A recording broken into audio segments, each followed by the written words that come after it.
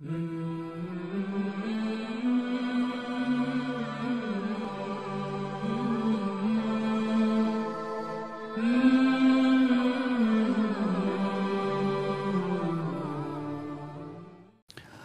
tadi pagi saya sempat jelaskan teman-teman, ahli surga makan dan minum bukan karena lapar dan bukan karena haus.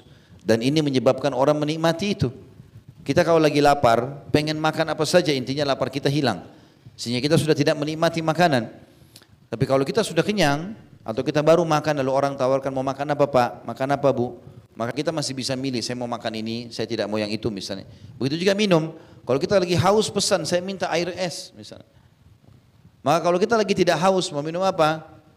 Mau minum hangat, mau minum dingin, kita masih bisa milih dan kita bisa menikmatinya. Di surga orang makan dan minum bukan karena lapar, bukan karena haus, sehingga dia menikmati sekali. Tapi di neraka tidak, akan muncul setiap saat rasa lapar, rasa haus. Tapi perhatikan apa yang Allah kasih kepada mereka. Minumannya apa? Makanannya apa? Allah sebutkan dalam surah Ibrahim ayat 15 sampai 17 yang artinya dan mereka diberikan kemenangan. Dan mereka memohon diberikan kemenangan dan binasalah semua orang yang berlaku sewenang-wenang lagi keras kepala. Di hadapan mereka neraka jahanam dan dia diberi minuman dengan air nanah. Yang ditegukkan air nanah itu dan dia hampir tidak bisa menelannya. Dan datanglah bahaya maut kepadanya dari segenap penjuru, tetapi dia tidak juga mati. Dan di hadapannya masih ada azab yang berat. Dari surah Ibrahim ayat 15-17 menjelaskan mereka akan diberikan minuman nanah. Orang-orang neraka ini karena luka semua badannya, maka mengeluarkan darah dan nanah. Mereka menangis, mengeluarkan air mata. Maka bercampurlah semua itu memenuhi tempat-tempat di neraka itu. Lalu Allah jadikan itu sebagai minuman dan makanan mereka. Di dalam surah Al-Kahfi ayat 29 juga yang artinya sungguhnya kami telah menyediakan neraka bagi orang-orang zalim yang gejolaknya mengepung mereka dan mereka meminta pertolongan, minta minum. Mereka akan diberi air seperti besi yang mendidih yang menghanguskan wajah mereka. Itulah minuman yang paling buruk dan tempat istirahat yang paling jelek.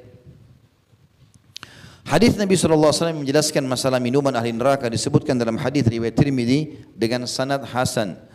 Kata Nabi SAW, innal hamima la yusabbu ala ru'usihim fayanfudul hamimu hatta yakhlusa ila jawfi fayaslitu ma fi jawfi hatta yamruqa min qadamaihi wa huwa as-sahru thumma yu'adu kama kan.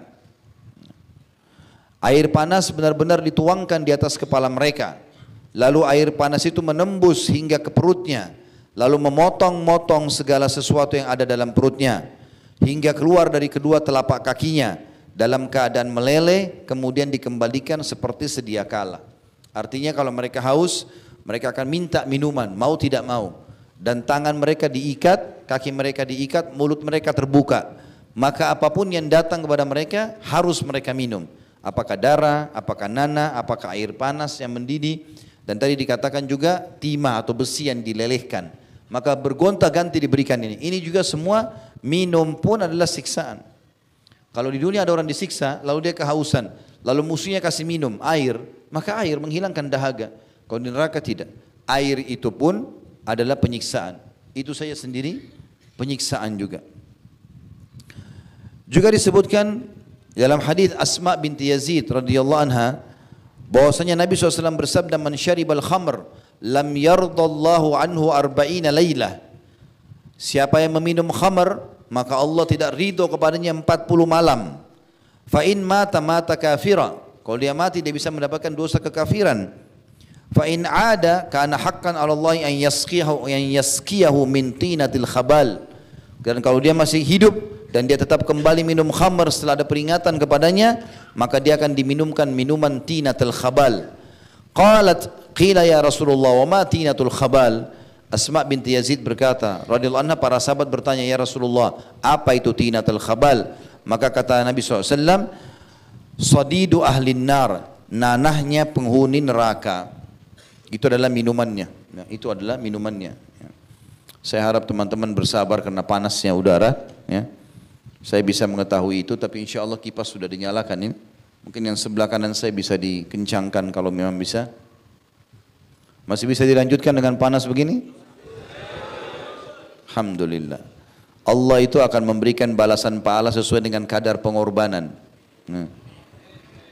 Jadi ulama mengatakan kalau seandainya orang pergi sholat subuh di Amerika atau di Eropa di musim salju, sampai mereka kedinginan 0 derajat, itu beda pahalanya dengan kalau kita di Indonesia yang pergi masjid tidak panas, tidak apa gitu. Sesuai dengan kadar juhud, kadar upaya. Orang kalau lagi tidak berzina karena tidak ada godaan, beda dengan orang kalau tinggalkan zina sementara godaan lagi bergejolak, pahalanya lebih besar. Jadi begitu juga di majelis ilmu. Kalau dingin-dingin sama panas-panas beda pahalanya. Ya. Mudah-mudahan ini ada tambahan pahala ya. Baik. Itu minuman ahli neraka tadi, naudzubillah. Sekarang kita masuk ke makanan ahli neraka. Disebutkan dalam surah Ad-Dukhan. Surah Dukhan ini ayat 43 sampai 46. A'udzubillahi minasyaitonir rajim. Inna syajarataz zakum ta'amul athim kalmuhli yagli fil butun kaghallil hamim. Yang artinya sungguh pohon zakum itu makanan bagi orang-orang yang banyak dosa, seperti cairan tembaga yang mendidih di dalam perut, seperti mendidihnya air yang sangat panas. Di dalam Al-Ghashiyah ayat 6 juga Allah mengatakan, A'udzubillahi minasyaitonir rajim, laisa lahum ta'amun illa min dhari'. Ahli neraka tidak akan makan kecuali dari pohon yang berduri. Kata Nabi SAW menggambarkan tentang masalah buah zakum ini yang merupakan makanan khasnya ahli neraka, naudzubillah. Beliau berkata dari Ibnu Abbas radhiyallahu anhuma, "Lau anna qatratan minaz zakumi qutirat fi darid dunya la afsadat ala ahli dunya ma'aishahum, fa kaifa biman yakunu ta'amuh atau ta'amah." Seandainya setetes saja buah zakum diambil lalu diteteskan di bumi ini, maka akan rusak semua kehidupan bumi ini. Setetes saja. Lalu kata Nabi SAW, bagaimana dengan orang yang itu menjadi makanannya? Maka buah zakum, buah yang pada saat orang lapar pengen sekali makan, mulutnya dibuka, tangannya terantai, kakinya terantai, harus dia makan.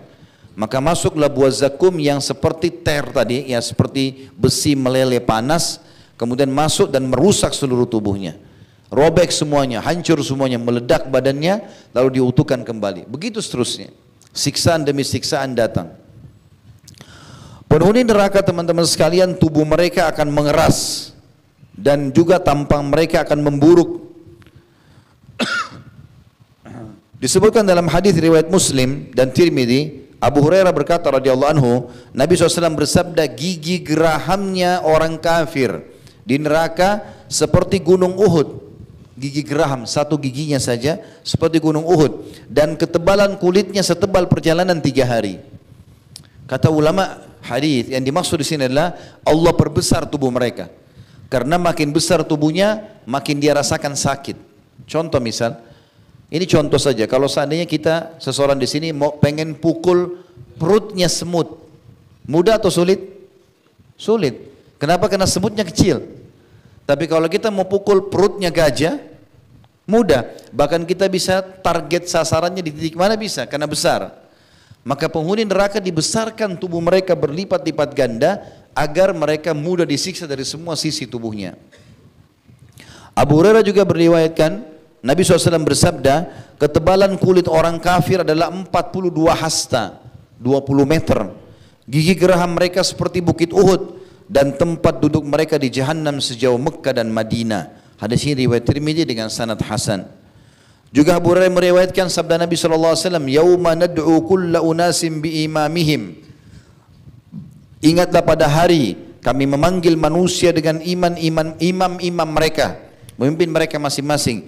Surah Isra ayat 71. Seseorang dari mereka dipanggil, lalu diberikan buku catatannya dengan tangan kanannya. Ia ditinggikan tubuhnya menjadi 60 hasta. Diputihkan wajahnya dan di kepalanya dipasang mahkota dari cahaya yang berkilauan. Ini kalau orang itu beriman. Dia akan dipanggil nanti, lalu diberikan buku catatan dengan tangan kanannya. Dia sudah tahu dia akan masuk surga.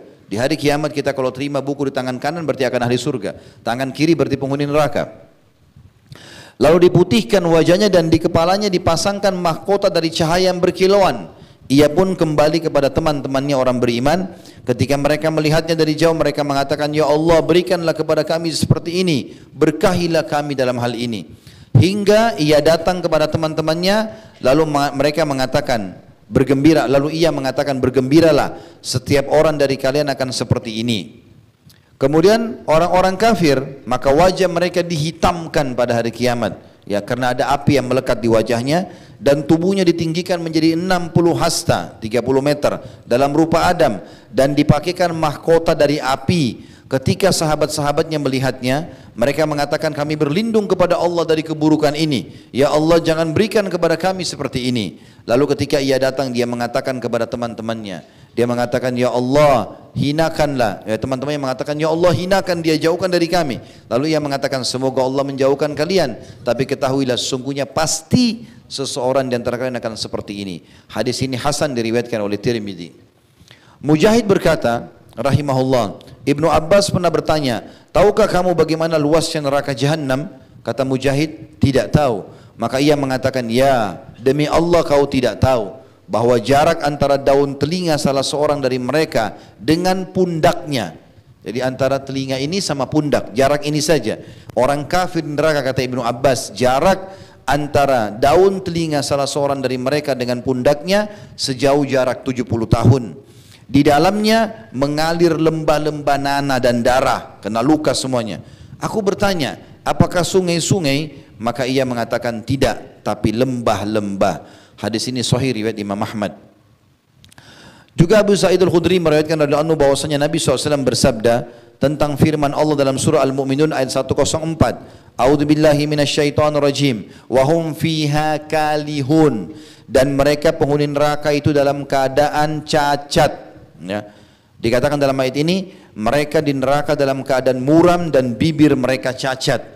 Yakni, kata Nabi SAW, tashwin naru fataqallasu syafatuhu al-ulya hatta tabluga wasata ra'sihi wa tastarkhi syafatuhu sufla hatta tadriba surratah. Ketahuilah, kata Nabi SAW, penghuni neraka akan dipanggang di dalam api. Saking panasnya terkelupas bibir atasnya, bibir bagian atas, naudzubillah, hingga mencapai kepalanya. Bibirnya melebar karena panasnya sampai bisa dilipat ke kepalanya. Dan bibir bawahnya meleleh, membesar sampai bisa ke pusarnya. Hadis ini riwayat Tirmidzi dan dinilai hasan sahih. Ya. Mungkin ada juga hikmahnya antum merasa panas ini ya. Supaya bisa faham, baru keringat aja sudah panas. Bagaimana dengan api neraka ini? Hah? Benar gak? Soalnya tadi pagi kita waktu bahas surga dingin-dingin aja. Hah? Kemudian Al-Harith bin Aqyas radhiyallahu anhu mengatakan, Nabi SAW bersabda, inna min ummati man yadkhulul jannata bi syafa'atihi aktsaru min mudar wa inna min ummati man ya'dhumu lin-nari hatta yakuna ahada zawayahu. Sesungguhnya di antara umatku, kata Nabi SAW, ada orang yang masuk surga dengan syafaatnya lebih dari suku Mudar. Jadi ada orang subhanallah karena banyak sekali ibadahnya, Masya Allah, banyak sekali ibadah, dosanya bisa dihitung jari bahkan tidak ada, maka dia bisa menyelamatkan sampai di atas 100.000 orang masuk surga bersama dia, seperti suku Mudar. Ada juga dari umatku, kata Nabi SAW, karena banyaknya dosanya sampai dia membesar di neraka dan dia bisa menjadi salah satu sudutnya. Hadis riwayat Bukhari.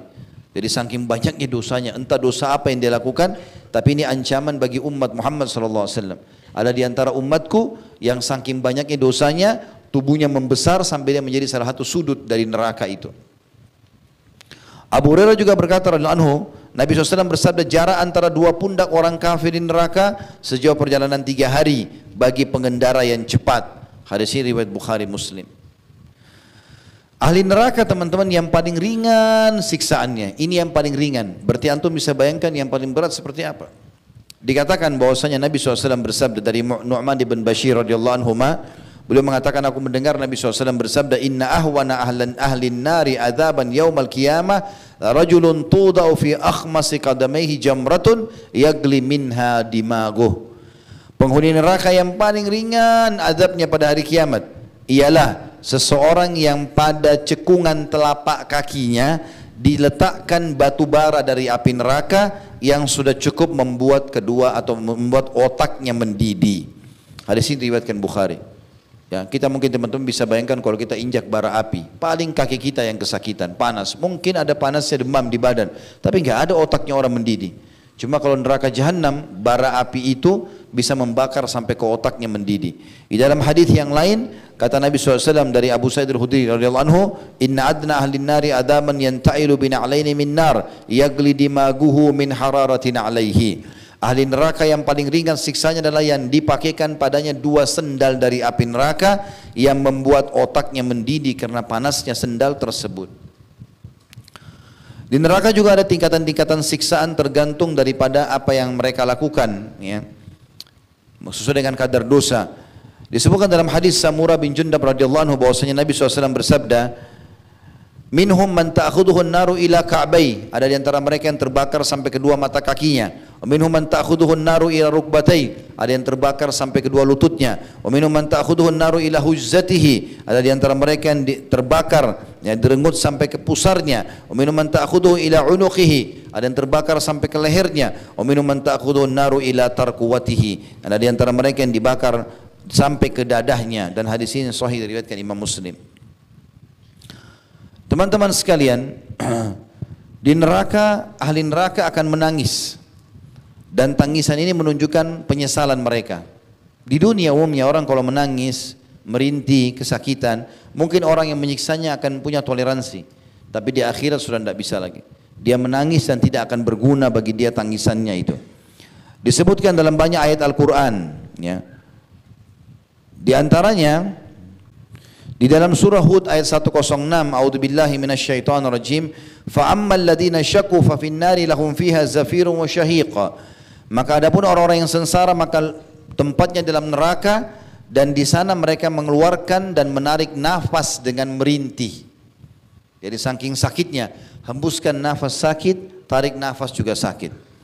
Di dalam hadis Abdullah bin Amr mengatakan radhiyallahu anhu, ahli neraka memanggil malaikat, tetapi mereka tidak menjawab panggilan mereka selama 40 tahun.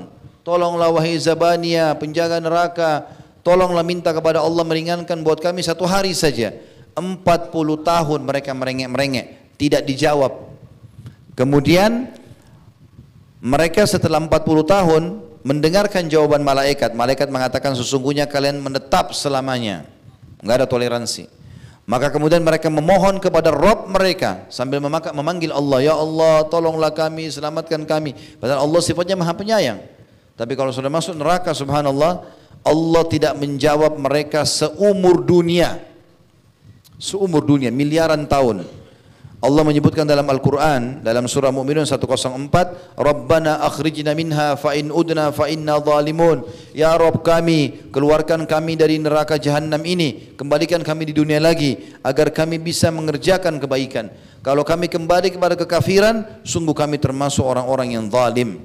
Ternyata setelah seumur dunia, sekian miliar tahun, baru Allah jawab. Apa yang Allah jawab? Allah sebutkan di Al-Mu'minun 108, lanjutan tadi. 107 mereka panggil Tuhan mereka, 108 Allah jawab, qala khsa'u fiha wa la tukallimun. Allah pun menjawab, tinggallah dengan hina di dalamnya dan jangan kalian berbicara denganku. Kemudian kata Nabi SAW, kaum itu pun putus asa. Tidak ada lagi yang dilakukan kecuali mengeluarkan nafas dan menariknya dengan merintih. Suara mereka menyerupai suara keledai. Mula-mulanya mengeluarkan nafas dan akhirnya menariknya dengan merintih. Hadis ini diriwayatkan oleh At-Tabarani dan semua perawinya thiqat. Juga Nabi SAW bersabda dalam hadis yang lain, inna ahlan nar la yabkun. Ketahuilah penghuni neraka pasti akan menangis sepanjang waktu. Hatta law ujriyatis sufunu fi dumu'ihim lajarat. Kalau seandainya perahu mau dijalankan di atas air mata mereka, maka akan jalan air mata itu. Wa innahum la yabkuna dama, yakni makanad dam'i, dan mereka akan menangis darah sebagai pengganti keluarnya air. Nanti teman-teman sekalian, ada orang yang keluar dari neraka juga, tapi ini khusus untuk orang-orang beriman saja yang punya dosa. Mereka bisa mendapatkan syafaat. Tetapi kapan? Allahu a'lam. Berapa lama disiksa? Allahu a'lam. Tentu kalau kita bisa masuk surga tanpa melalui neraka lebih baik daripada orang masuk ke sini. Karena ada juga orang menggunakan ini sebagai hujjah, argumentasi. Mereka mengatakan, toh orang Islam akan masuk surga. Benar, tapi melalui neraka dulu kalau banyak dosanya. Dan ini Allahu a'lam sekali lagi berapa lama, siksaan itu berapa lama dia lalui. Tapi akan keluar sebagaimana Allah Subhanahu wa taala menyebutkan dalam surah Thaha 109. Selama dia muslim, dia akan keluar dari api neraka. A'udzu billahi minasyaitonir rajim. Yauma idzin la tanfa'u syafa'atu illa man adzina lahu ar-rahmanu wa radiya lahu qaula. Pada hari kiamat nanti tidak berguna syafaat atau pertolongan kecuali dari orang yang telah diberi izin oleh Allah yang Maha Pengasih dan dia ridhoi perkataannya. Abu Sa'id Al-Khudri meriwayatkan dari Nabi SAW, yadkhulu ahlul jannatil jannata wa ahlun narin nar. Nanti hari kiamat akan masuk penghuni surga ke surga dan penghuni neraka ke neraka. Masing-masing sudah menikmati. Ya, ahli surga menikmati surga, ahli neraka menikmati apinya. Wa na'udzubillah. Ahli neraka maksudnya. Thumma yaqulu Allah azza wa jalla. Lalu Allah SWT berfirman, akhriju man kana fi qalbi mithqalu habbatin min khardalin min iman. Maka orang-orang beriman itu diperintahkan oleh Allah untuk memberikan pertolongan kepada orang yang mereka kenal dari neraka. Keluarkan siapapun yang dalam hatinya ada seperti biji sawi dari keimanan. Maka fayukhrajuna minha qad iswaddu. Mereka pun dikeluarkan dari api neraka sementara mereka sudah hangus. Fayulqauna fi nahri hayat. Lalu mereka dilemparkan ke sungai-sungai kehidupan yang ada di depan pintu-pintu surga. Fayambutuna kama tambutul habbatu fi janibis sail. Maka mereka pun akan tumbuh seperti tumbuhnya tanaman-tanaman lembut di pinggiran saluran air. Alam tara annaha takhruju safra'a multawiyah.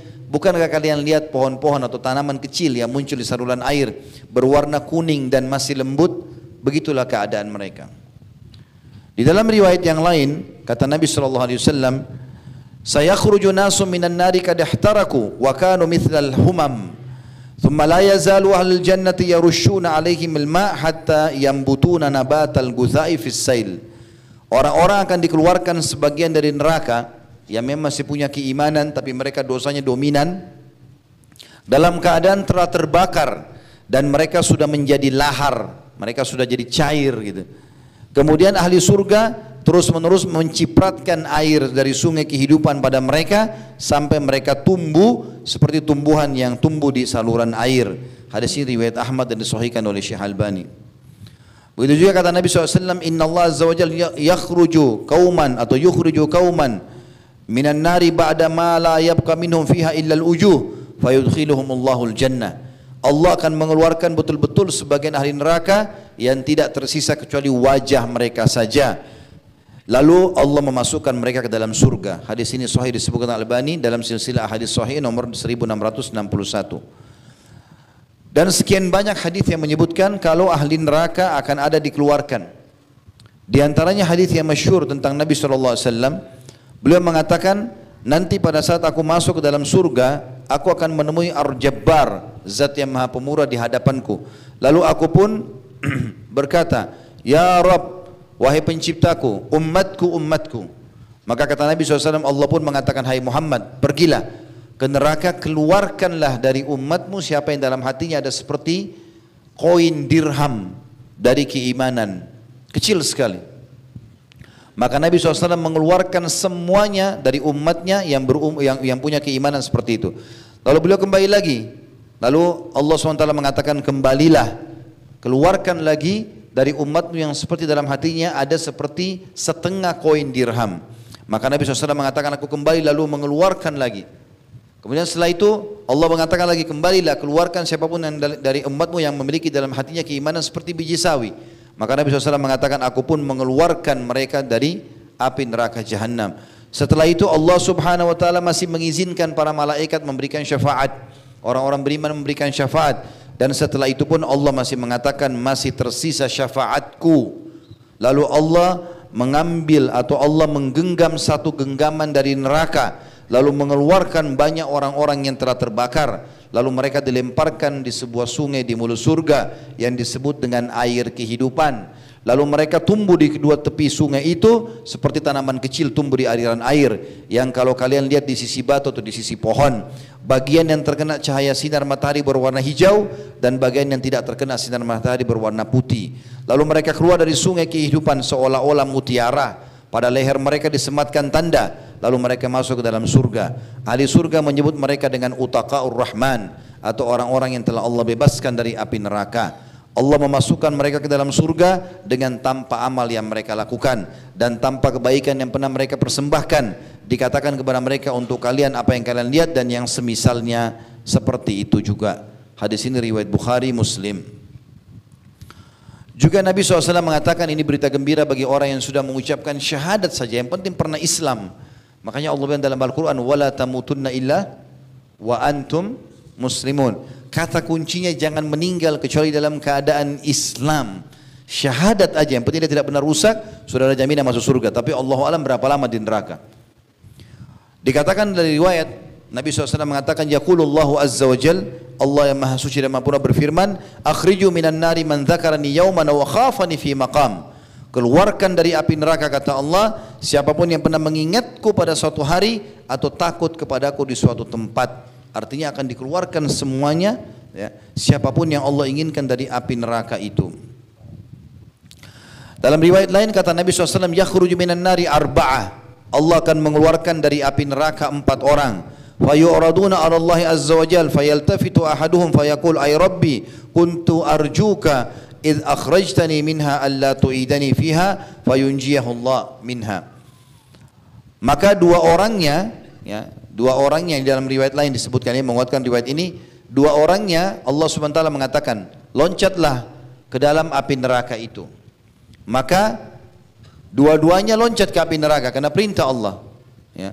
Maaf, begini riwayatnya. Kata Nabi SAW, Allah berfirman, Allah akan mengeluarkan 4 orang dari api neraka. Kemudian Allah pun bertanya, ya, kepada mereka, gitu, apa yang kalian minta? Maka yang dua mengatakan, aku meminta ya Allah, kalau engkau kembalikan aku ke dalam api neraka, maka engkau tidak membiarkan aku terbakar dengan api itu. Maka Allah pun mengabulkan, keduanya kembali ke api neraka sementara dia tidak rasakan lagi panasnya.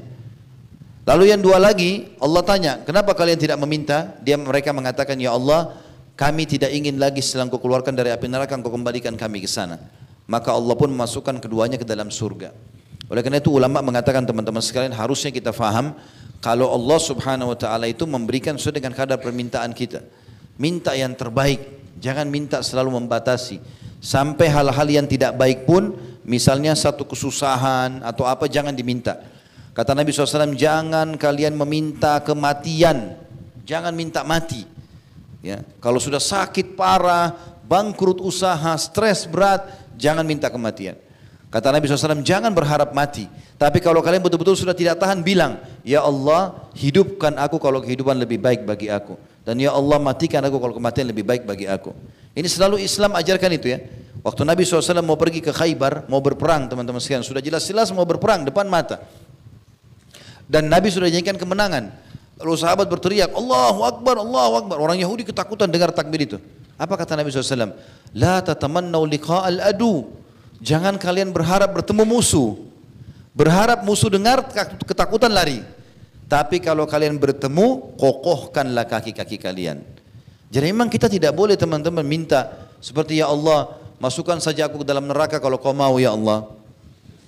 Loh iya. Mau menunjukkan kerendahan hati? Enggak. Ya Allah, masukkan aku dalam surga dan selamatkan aku dari api neraka. Mirip juga dengan ulama menekankan, teman-teman sekalian, kita harus meminta kepada Allah surga dengan keseriusan. Dan kita harus yakin surga itu ada dan berhubungan sekali dengan ketaatan kita. Karena ada syair-syair dilantunkan di Indonesia, saya sering dengar, jangan kau sembah Allah karena ada surga, dan jangan kau takut kepada Allah karena ada neraka. Ini bertolak belakang dengan dalil-dalil syar'i. Allah Subhanahu wa taala dalam surah Al-Imran ayat 133 menjelaskan, A'udzubillahi minasyaitonir rajim, wasari'u ila maghfirati min rabbikum wa jannatin arduha as-samawati wal ardu iddat lil muttaqin. Berlumba-lumbalah kalian kepada pengampunan Tuhan kalian dan kejarlah surga. Beribadahlah kamu untuk dapat surga itu, gitu kan? Patuh. Karena itu luasnya seluas langit dan bumi, dijanjikan untuk orang-orang yang bertakwa, dijanjikan untuk orang-orang yang bertakwa. Dan surat Tahrim ayat 66 tadi sudah kita bacakan, Allah bilang, ya ayyuhalladzina amanu qu anfusakum wa ahlikum nara. Hai orang beriman, selamatkan dirimu, takutlah kau dari api neraka dan juga keluargamu. Maka kita kalau menyembah Allah karena ingin masuk surga, itu puncak ibadah. Kalau teman-teman mau maksimal dapat pahala dari satu ibadah, kejar janjinya Allah di situ. Misal begini, boleh nggak Ustaz, saya bersedekah supaya saya tambah kaya. Loh memang itu targetnya. Karena sedekah akan menambah harta, kan begitu sabda Nabi SAW. Mana qasamalu min sadaqah dalam hadis Bukhari. Tidak akan berkurang harta karena sedekah. Kalau kita sedekah dengan niat supaya tambah kaya, memang itu targetnya. Boleh enggak Ustaz saya bangun sholat malam supaya doa saya diijabah? Loh memang begitu janji Nabi SAW. Kalau tertinggal sepertiga malam, Allah turun ke langit bumi, lalu bertanya kepada para malaikatnya, adakah hambaku yang memohon aku penuhi? Maka memang itu tujuannya. Boleh enggak saya bakti sama orang tua supaya saya juga dikasih anak-anak membakti sama saya? Nabi bilang SAW, berbaktilah pada kedua orang tua kalian, Allah akan berikan kepada kalian anak-anak yang bakti pada kalian. Memang begitu. Boleh enggak saya pergi haji supaya dosa saya dimaafkan? Loh memang sabda Nabi SAW begitu. Siapa yang haji tidak rafath, mengucapkan kalimat syahwat yang salah, bukan pada pasangan halalnya, tidak fusuk, berbuat kejahatan, tidak berdebat-debat di musim haji, tidak bertengkar, dia akan pulang seperti baru dilahirkan oleh ibunya. Berarti memang tujuannya itu. Ya. Boleh enggak saya tinggalkan zina supaya jangan saya masuk neraka? Memang itu targetnya, supaya enggak disiksa. Maka kita menyembah Allah, berharap masuk surga, dan kita takut sama Allah karena takut masuk neraka. Kapan kita mengejar apa yang Allah janjikan, berarti kita merindukan apa itu yang Allah janjikan, dan kapan kita takut dengan apa yang Allah ancam, berarti kita takut kepada Allah Subhanahu wa taala. Sebagai penutup teman-teman sekalian, kita tutup dengan keabadian neraka. Neraka ini teman-teman bukan berarti hanya disiksa lalu kemudian lepas, tidak. Padahal sebenarnya di dunia sebentar sekali kehidupannya, ya. Ingat teman-teman, orang-orang ahli neraka dari kalangan orang kafir, ahli maksiat, apa yang mereka rasakan, yang mereka kejar, kita bisa rasakan sebagai orang beriman, ya. Orang kafir makan, minum, bekerja, menikah, ya, segala macam hal dia lakukan. Tapi kita juga orang beriman bisa. Enggak ada dalam Islam kita dilarang untuk menikah. Kita boleh rasakan biologis tapi dengan cara halal. Kita boleh punya anak, kita boleh punya pendapatan, kita boleh punya nama baik, kita punya rumah besar, silahkan. Berarti apa yang orang kafir kejar, kita juga bisa dapatkan itu sebagai orang beriman. Tetapi kita punya tolok ukur halal. Selama halal silahkan. Saya diberitahukan informasi dari teman-teman di Jepang itu hari, kalau mereka pernah bertemu dengan orang-orang Jepang penyembah matahari. Kalau mereka masuk supermarket teman-teman sekalian, mereka temukan ada makanan kaleng itu ada label halalnya, orang Jepang sendiri beli. Pernah ditanya sama orang-orang muslim di sana, kenapa anda beli ini? Dia bilang kalau ada label ini berarti lebih terjamin kualitasnya. Mereka sendiri tahu halal itu bagus. Orang Islam dilarang makan kecuali halal dan thayyib. Halal yang Allah bolehkan dan thayyib berkualitas. Ayam halal, tapi kalau sudah rusak tidak thayyib lagi, jadi haram, nggak boleh. Ya. Maka kita ini teman-teman sekalian sebagai orang beriman nyaman sekali kok.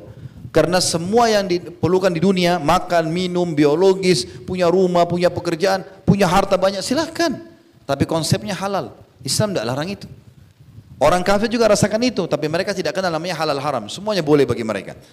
Di akhirat kita dapat surga yang abadi, di akhirat mereka dapat neraka yang abadi. Yang mana antum pilih? Kenapa masih banyak generasi muda muslim yang jadikan orang kafir sebagai idolanya? Untuk apa? Apa yang didapatkan dari mereka? Kehidupannya sama sekali jauh dari agama. Kita tutup teman-teman sekalian dengan keabadian api neraka. Disebutkan dari hadits Ibnu Umar radhiyallahu anhu bahwasanya Nabi SAW bersabda, "Idza sara ahlul jannati ilal jannah wa sara ahlun nari ilan nar." Kalau penghuni surga sudah ke surga dan penghuni neraka sudah ke neraka.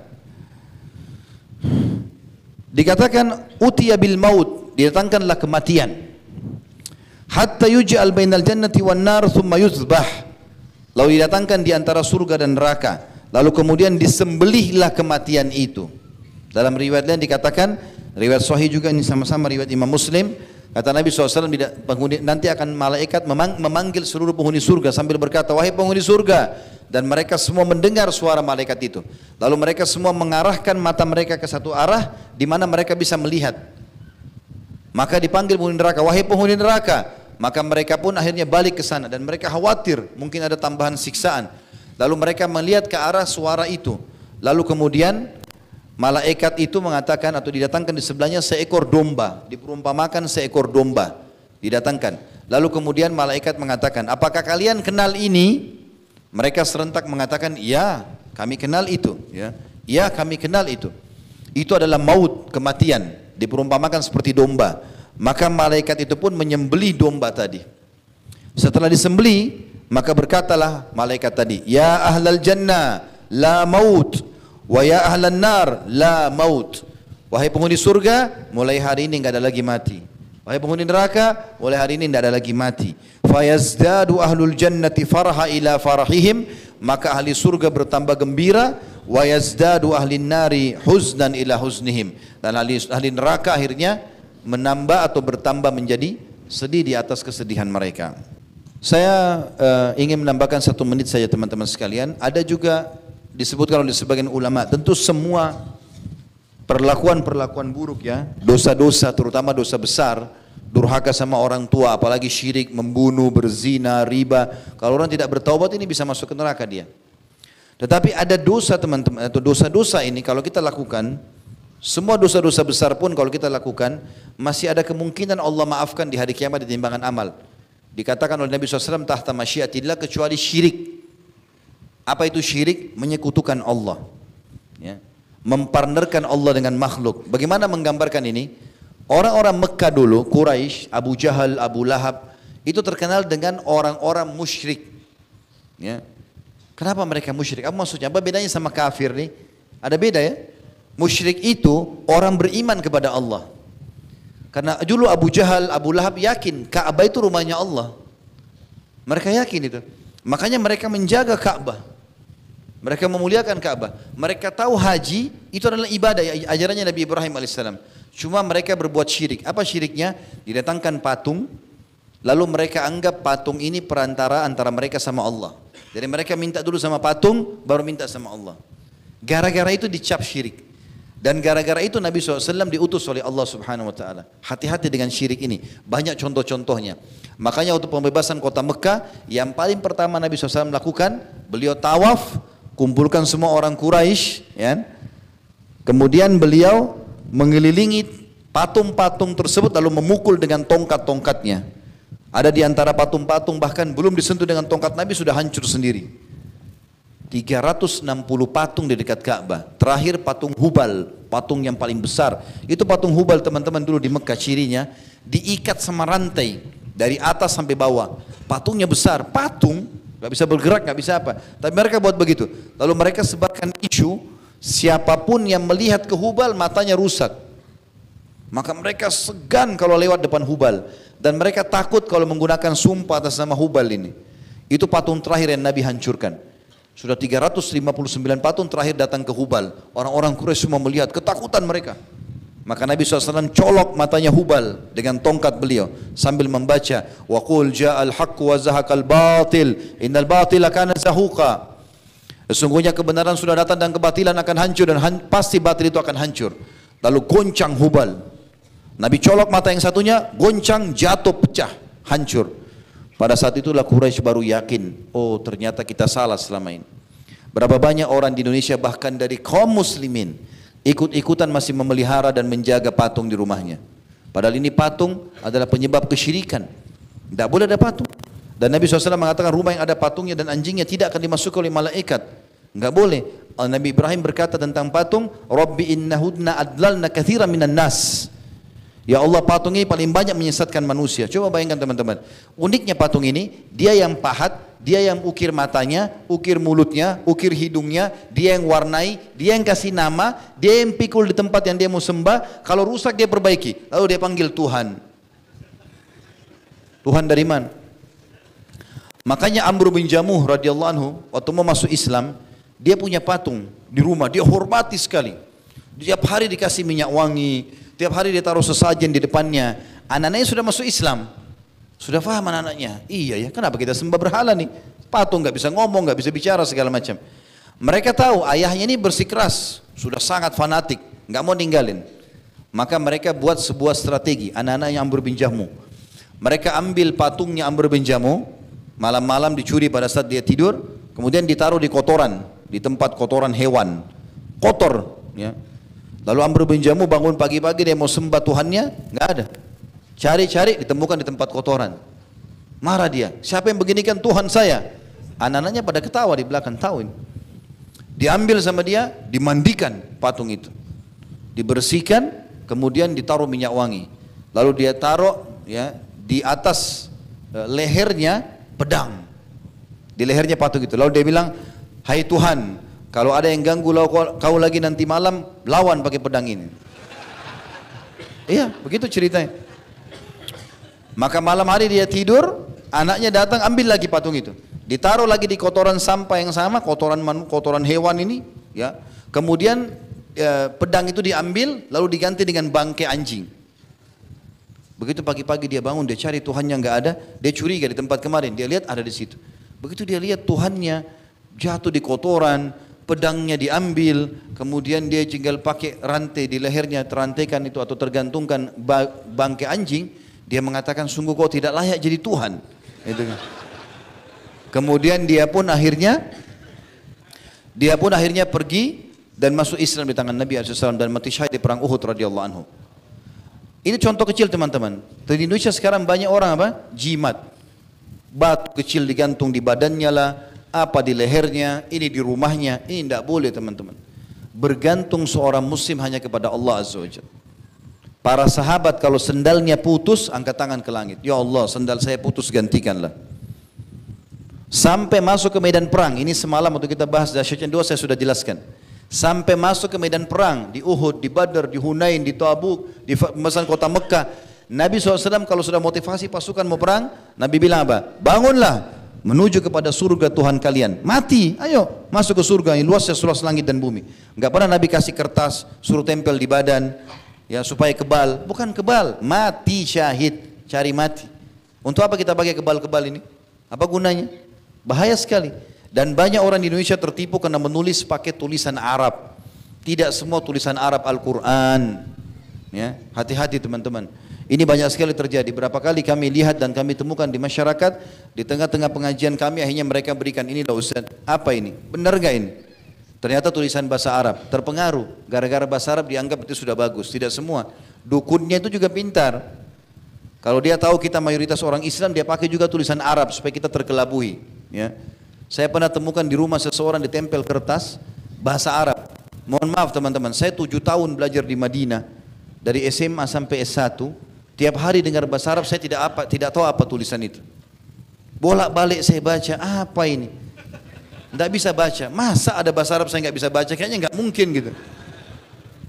Setelah saya perhatikan baik-baik, mungkin 10 menit.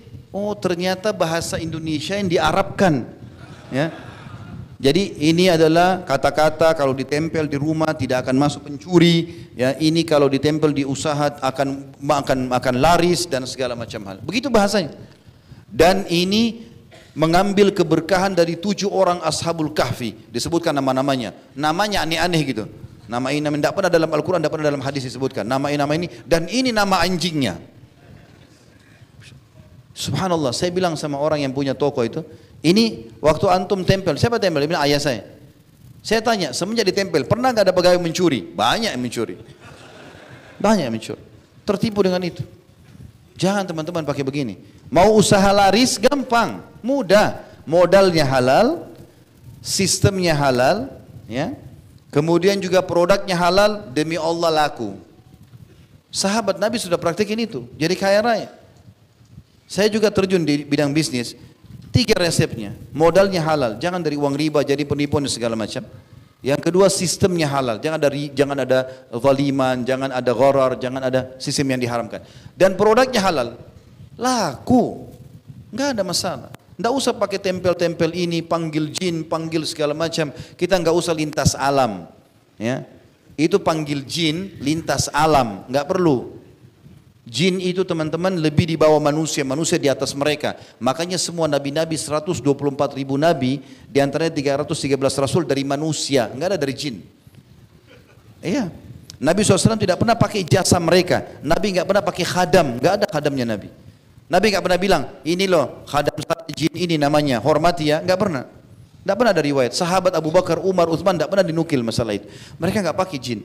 Jin yang datang ke Nabi dinukil adalah jin Nusaybin. Wilayah Nusaybin, wilayah Irak 1 kali saja. Datang, mereka baca, dengar Quran, mereka masuk Islam, mereka pulang jadi da'i di kaumnya. Tidak pernah lagi Nabi bahas mereka. Sekali saja itu. Itu saya sudah sebutkan di kajian sirah tentang masuk Islamnya jin Nusaybin. Sebelum kejadian Isra dan Mi'raj. Setelah itu tidak pernah lagi. Maka teman-teman untuk apa ini pergi ke alam-alam ini? Itu alamnya pada dukun ini kesyirikan. Dan Allah mengatakan di hari kiamat, perhatikan baik-baik surah An-Nisa, 2 kali Allah ulangi. Di ayat 40 sekian dan di ayat 100 sekian. A'udzubillahi minasyaitonir rajim. Innallaha la yaghfiru an yushraka bi wa yaghfiru ma duna dzalika liman yasha. Allah tidak akan memaafkan di timbangan amal nanti dosa syirik, dan Allah masih memaafkan dosa-dosa yang lain. Kalau sudah syirik bahaya. Makanya jangan tergantung kecuali kepada Allah Subhanahu wa taala, dan hati-hati. Teman-teman sekalian, juga ada hadis yang menjelaskan tentang masalah bahayanya ini bagi akhwat kita yang masih tidak mau ya menutup auratnya, hati-hati.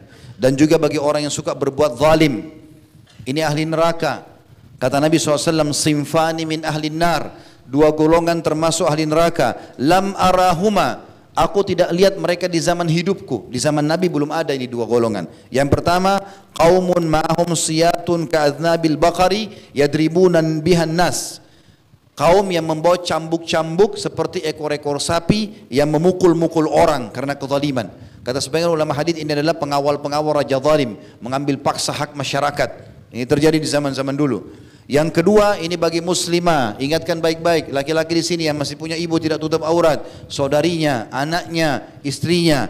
Kata Nabi SAW, wa nisaun kasiyatun ariyatun mumilatun ma'ilatun ru'usuhunna ka'asnimatil bukhtil ma'ila la yadkhulnal jannata wa la yajidna rihaha wa inna riha la tujadu min masirati kada wa kada. Ya.